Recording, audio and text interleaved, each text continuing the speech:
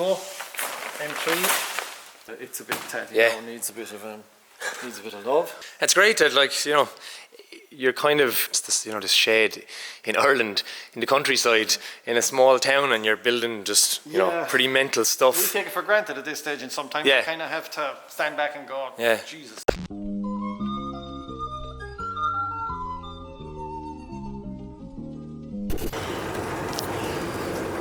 Hi, hello. We just drove down to Cork, down to Group D, down to Darren McNamara. A lot of you know who he is. He used to compete in Formula D. He's a professional drifter, and he also has his own shop called Group D.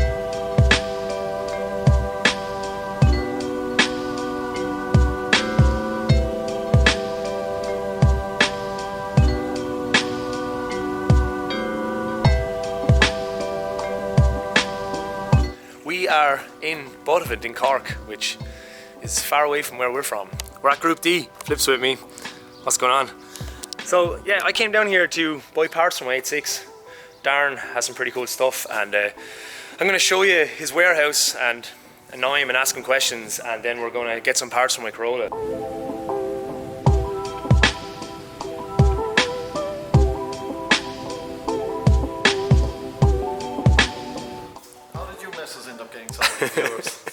I actually don't have a fucking clue. I'm here to buy crappy Corolla parts. Crappy? Well, no, sorry. I'm here to buy Corolla parts, quality parts for my crappy Corolla. But you have all this great stuff here that you're doing, and I'm down to buy some suspension for my car, which is, you know, slightly minuscule compared to all the mad stuff that you're actually doing here. You've been building this now for... too long. Too long. Yeah, I almost don't want people like you to see it because I just get asked questions all the time. Yeah, I know you're going to get a lot of people asking you after this video appears. Yeah, I put up a quick video of it on Instagram last night and people asking questions. It'll be ready soon though. You're highly inspired by Group B, I guess. That's... Yeah, I mean, look, we're Group D. Yeah. 3 letters away. Yeah. It's kind of like the perfect car to build. Yeah. Well, it's the perfect car to build to advertise. Actually, the Audi and the project kind of made the start of Group D. When we were MCNs, but we looked to start afresh. We're trying to come up with a new name, and it's a difficult thing to do, you know. Yeah, absolutely. And stuff. And then we said, look, Group D, and the D doesn't really stand for anything. It can be Drift or Darren or whatever you want it to be. It's a 5-cylinder, it has to be. But it's a diesel-based block with custom everything, so it's going to be 2,650cc, and it's got a 20 valve Group B rally car head in it then, and then custom everything. So it's just the way to build it at the moment. But it's dry sumped, and you know, got big Gar turbo again out the front. Being totally different with everything, and yeah, it's totally different. I mean, the steering rack is now a Sylvia rack at the moment, but I have plans to change that. But that comes out where the original shafts used to come out the front for the Quattro. Yeah, because the rack used to be on the bulkhead, but now the engine is through the bulkhead and it still fits in with the rules of the series. Yeah. So you're building it too. It's going to be like, it'll fit in with the regulations of wanting to go do a competition with it as well then. It does, even though it looks a bit mental, but it actually does fit in with like IDC. How do you put the engine? Yeah. So you're going. So oh fuck! Actually, yeah. So we got a good, I think about 18 inches back. There was no transfer box then as such, and that's how they did it. There's an absolute unbelievable amount of work done to it. It's crazy between everything that's done.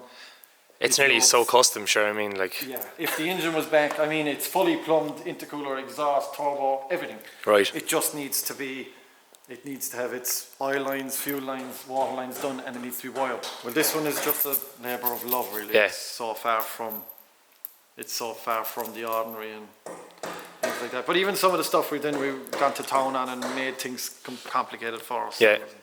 Even this shit I'm worried about is, like, it has total wireless steering wheel control. There's no buttons for anything in the car. It's done wirelessly through this. And it all syncs up to just a head, like a LCD screen then, like, No, well, there's a screen goes here. Haltech dash. It's got a sensor that goes onto the column. Oh, right. And it infrared talks to it, and I'm like, oh my god, that sounds great until it stops working. Hopefully it doesn't do anything bad for you. All the rest of the panels are there. They're all sticker wrapped. Everything is ready to go. Got the Meisters, of course. I love that brushed finish that they're doing on them now. Yeah, we went brushed just to be it looks fucking great. It's great that, like, you know, you're kind of this, you know, this shed in Ireland, in the countryside, in a small town, and you're building just, you know, pretty mental We stuff. take it for granted at this stage, and sometimes Yeah. you kind of have to stand back and go, Yeah. Jesus, you know. Get someone over enthusiastic like me walking through the door, then you pointing get at people stuff. walking in here and they're like, holy shit. And I try not to look at it like, oh, I must start working on that and get it finished, you know. But people that will know it's a long wheelbase, and then every Group B car, the S1 E2, had 11 inches taken out of the window here. So when you get the panel stops there, so it has to be cut and extended to here to make it look right. And yeah, I kind of wanted to build a short wheelbase, but then when you take the 11 inches out, it's like 8 inches shorter than a rear wheel drive style. Okay then. That's not good for Twitchiest rear fucking wheel car drive. ever, like. It still needs to drive right. If I'm getting into it and it's a pig, then I'm not going to be happy. So we kept it that way, but I think it looks, because it's a good 6 inches lower than the rally car, we put an extra piece onto the side skirt, you know, they've got big ground clearance, we put an extra. It's kind of like a GT car version of it, with wide wheels and things. It looks really good. It's basically an awful lot of parts the same as my Silvia, so we only carry the one space package. That's a S15 brake cylinder and S15. Yeah, it's all stuff you know, like, really well, so you can fucking trust the parts. Yeah, exactly.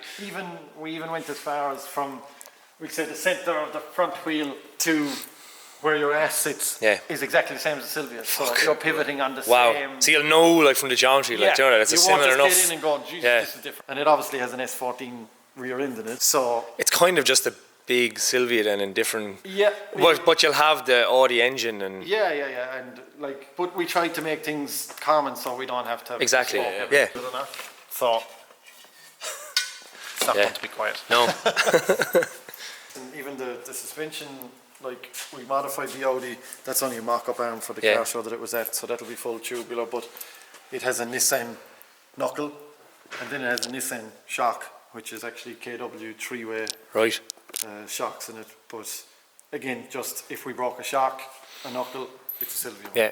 You're not going looking for a Group B, Audi weird specific stuff from the 80s then. This is my dream car, and that's what I wanted, but it's just like, right, sit down and be realistic with building it, you know. Okay, it's like, whatever, we're not using a lot of it. It's not a genuine UR Quattro either, it's a coupe. Right.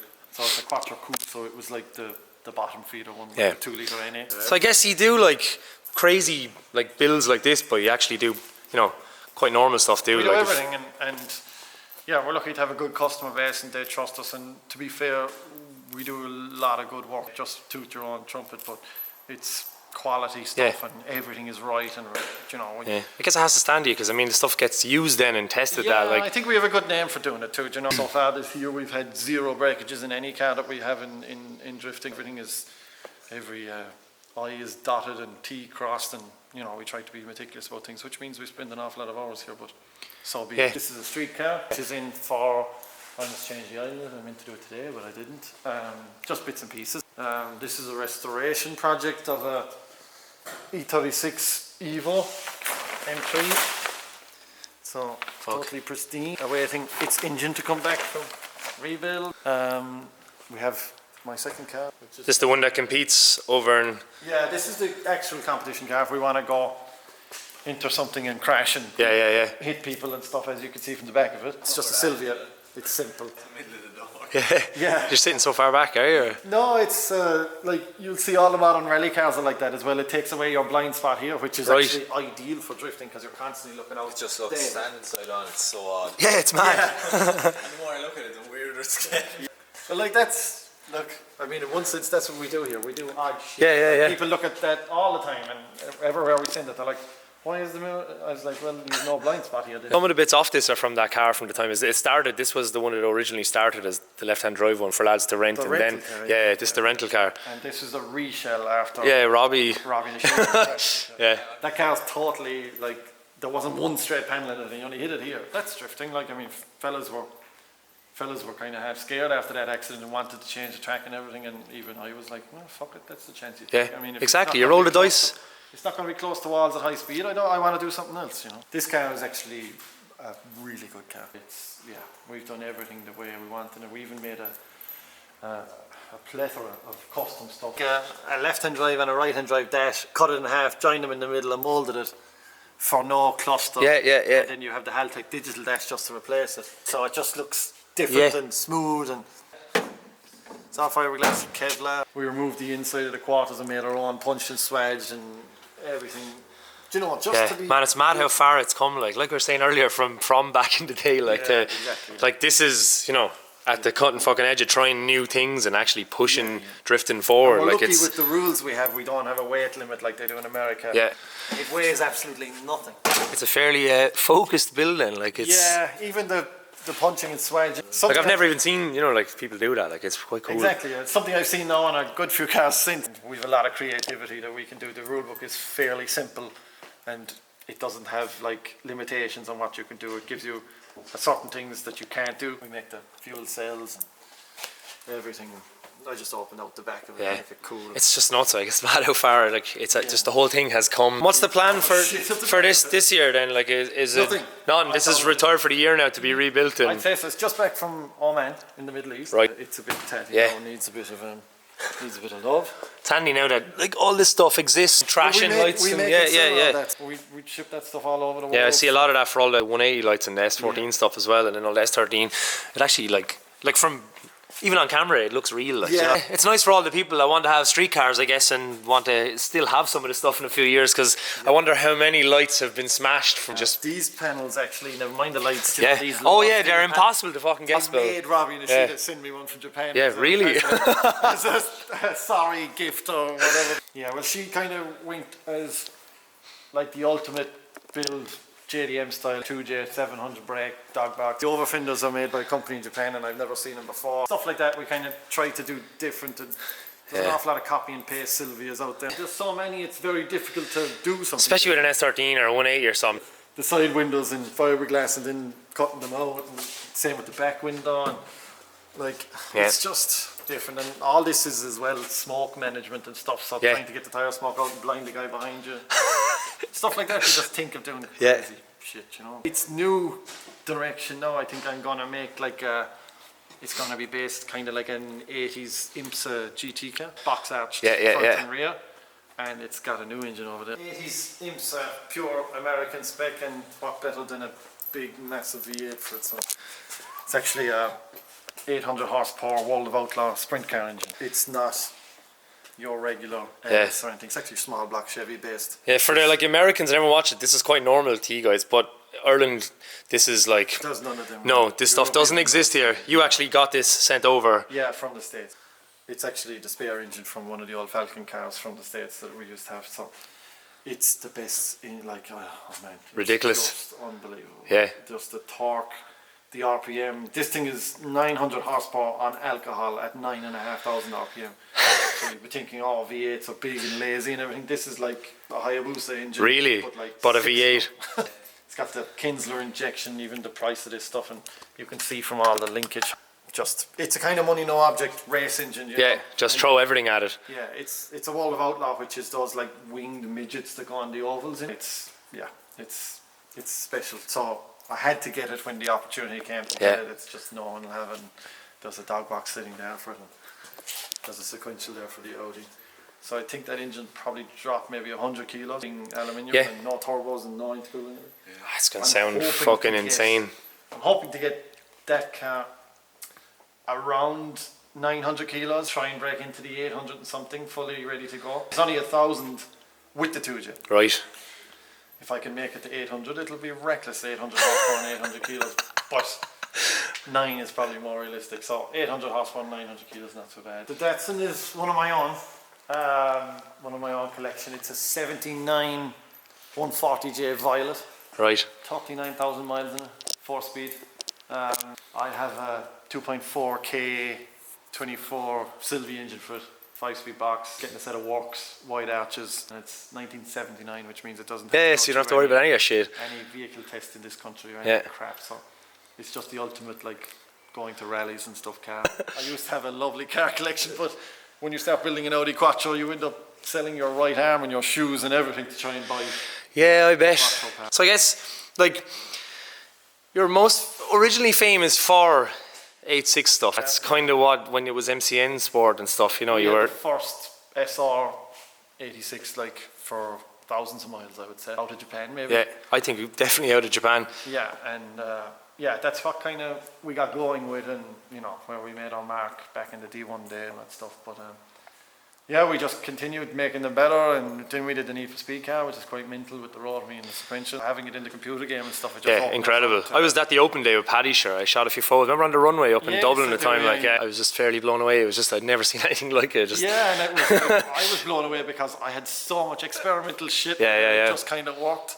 Yeah, a bit. It was quite radical, like. Yeah, just even though when you get to introduce it to people and taking them for spins and stuff and just blow their mind, you know, that was what it was all about always. We developed so many panels with that car, and we made our fiberglass roof that you can buy off us now. We made our fiberglass clamshell, bumpers, body kit, wide arched bonnets, everything we made for that car we moulded, and now we have like 30 something Corolla molds. I think you can buy them all online.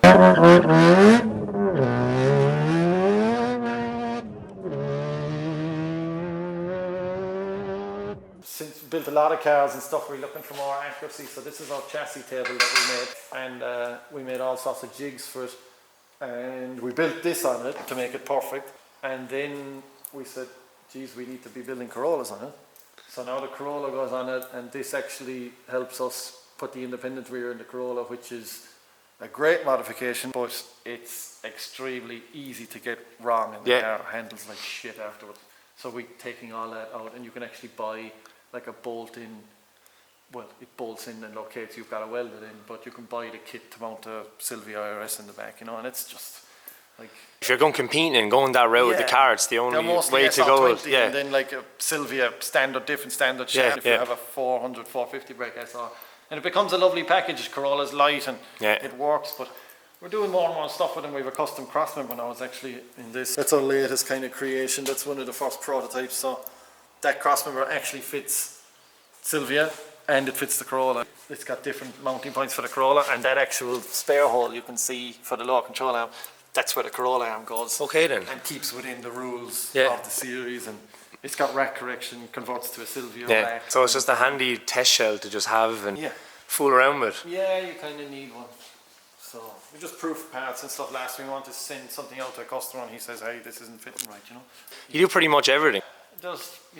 We don't do some genuine stuff, that's about it. Yeah, I guess for competition and stuff like that these days, like genuine, especially 86 stuff, like you're paying a premium for it and then you're going to end up smashing it, and then it's... Yeah, we do fiberglass doors and everything, you know, just get rid of all that stuff anyway. It's too valuable. If you're still using them in competition, you just take them off and sell them and buy fiberglass ones. Yeah, because it's only a matter of time before the stuff gets hit, like it's...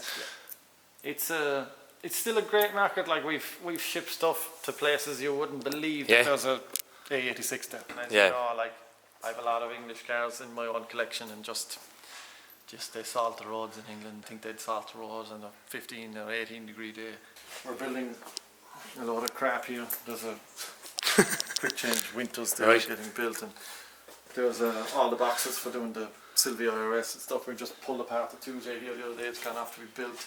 Another one in there. Yeah, shit bits left. This is the untidy place. We just caged this 15 as well, so there was actually a cage in this that we had to cut out, and then we had to re-cage it, so just to update our rigs and stuff. So that's ready for the customer now to come get it. And there's the binders for it, JD Square. That's kind of the go-to binders for everyone in the industry. There's the bead roller for doing all the panels and stuff like you see in the back of my car. So it rolls the beads on the aluminium. I'm always looking for that extra bit. Even when we got the dimple die set, it was like, oh, what you just fucking It's amazing because even the roof and that. So we took the whole inside skin out of it. So it's just an outer skin, the roof on the back section from the center hoop back. And before we put the dimple dies in, you could wobble the whole roof. Right. No structure. And it just strengthened the fuck out of it. Dimple die that you just create the extra X and Y axis on the sheet metal, and it's rock solid. People like to make smart comments online and stuff. I'm sure as you know. People are like, oh, who got a dimple die set for Christmas? It was about Christmas time. We got it, but I was like, any square inch of this thing now that I can see is getting fucking dimple die. What's going on? How are you guys doing out there in COVID land? I just said we launched the shop for 1 week. We have a bunch of all of our old product which we were going to save till the new year, just all our old stickers and that, and so many people have been asking us lately. So we've decided to launch the store for 1 week until next Monday, and whatever sells in that time sells, and then that'll generate a bit of cash so we can properly launch our store in the new year after I finish these Japan videos. I don't really want to have the store going at the same time as doing the Japan edits because I just don't have enough time. So I figured if we just done it for 1 week, it would get stuff out to people before Christmas, and it would just give a lot of people a chance that have wanted the stickers to just grab what we've made already. The store will be live for 1 week while stocks last, so grab them. Hopefully we can post them out then and everything goes smoothly before Christmas and people can get some stickers. But yeah, we're definitely doing a huge launch after Christmas once all these Japan videos are knocked out. You can either wait till then or you can grab some stuff now. But yeah, we seriously appreciate the support and everyone that's been along for the ride so far. And yeah, thanks again guys for watching, and we'll see you in a couple of weeks. Goodbye.